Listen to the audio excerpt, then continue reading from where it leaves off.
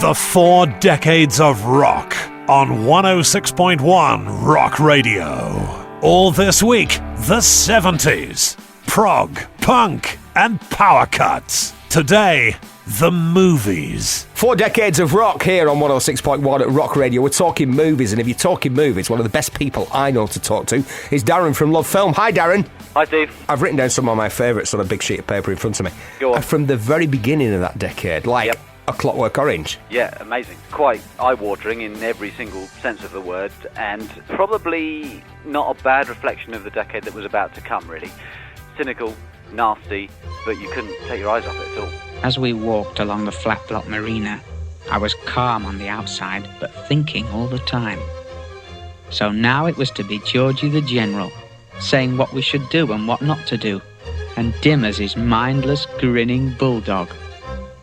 But suddenly I vidded that thinking was for the gloopy ones, and that the omni ones used like inspiration and what bogs ends.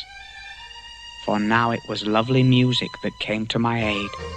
Is it such a great movie, or do we think of it and venerate it almost in the way they do because it was impossible to see it for so long? Possibly. Controversy is always great, isn't it? I mean, even in musical terms, we saw it even in the 80s. Frankie Goes to Hollywood, would they have been as big if they hadn't been banned all over the show? The minute you ban something, people are just desperate for it, they're hungry for it, and I think it builds up an anticipation in a reverse way to hype, really. If someone keeps telling you something's great, eventually you get there and maybe it's a bit of a downer. If someone tells you, oh no, you mustn't see this, you're not allowed to see this, when you eventually get there, the excitement's almost too much to bear, probably. Was it actually banned, or was it not the case that there seems to be some confusion about this now? I don't know why. Or did Stanley Kubrick actually withdraw his own film because the copycat violence, which was the last thing he wanted, surely the whole purpose of the movie was to point out just how utterly pointless violence is. So was it banned, or did Kubrick pull it himself? Well, Kubrick pulled it, but of course we're moving into a decade now where TV was prevalent and VHS would be knocking on the door quite soon. So it was certainly banned or not allowed to be released on any form of home entertainment as we moved into the 80s. But yeah, Kubrick was horrified, and once it finished its run, he pulled it. It's a fascinating example of that issue. It happened with novels before, but I think people forget that if you do something too well, if you describe and depict something too well, in this case, violent, and it becoming rife in society, then the terrible irony is that people see that and feel the visceral nature of it and emulate it rather than getting the message. And actually, there was a lot of filmmakers in the 70s who did that. I mean, you got Coppola, you got Robert Altman, you've got De Palma, you've got Scorsese, of course, coming through in the 70s. You got a lot of people who were putting some pretty vivid stuff on screen, a reflection probably of the cynical and nasty times that were beginning to come about. Darren, can I ask you a question, and you must answer honestly and truthfully? Go on. Did you pick your feet in Poughkeepsie? I didn't, but you're talking about Popeye Doyle, of course. Popeye Doyle, if he doesn't like you, he'll take you apart, and it's all perfectly legal, because Doyle fights dirty.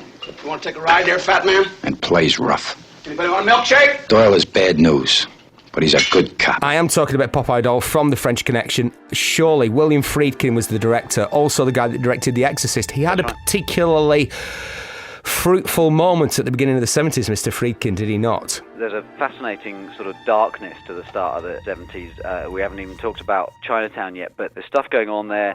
Dirty Harry and The Godfather, Deliverance, Mean Streets, and Friedkin's French Connection, where we had sort of dark, urban drama thrillers that were sort of intent on showing us a society that was difficult to police and difficult to control, and sometimes you had to be darker than your population to control it. Now, we'll see that again. That'll come in cinema again in a more fantasy comic book type way. But at this stage, you've got some gritty feel to movies, and lapped up at the time, actually. There's a theory that turbulent times in the real world produce the greatest art. I'm not totally sure I'm on board with it, but there's a theory that that's true throughout human history. If it is true, the 70s is certainly a great example of it in the cinema. There was not very much money. The US was suddenly exhausted and directionless, and with Vietnam and Watergate, feeling the sting of corruption all over the place. And so we got this fascinating collection of movies, of which The French Connection's one, and of course it kick-started Hackman's career.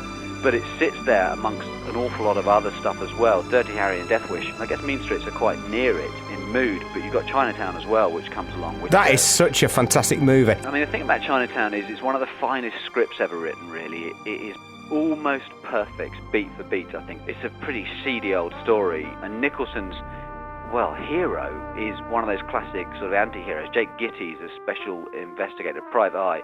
I mean, he's not very good. I mean, we're sort of used, I think, these days to sort of Private Eyes being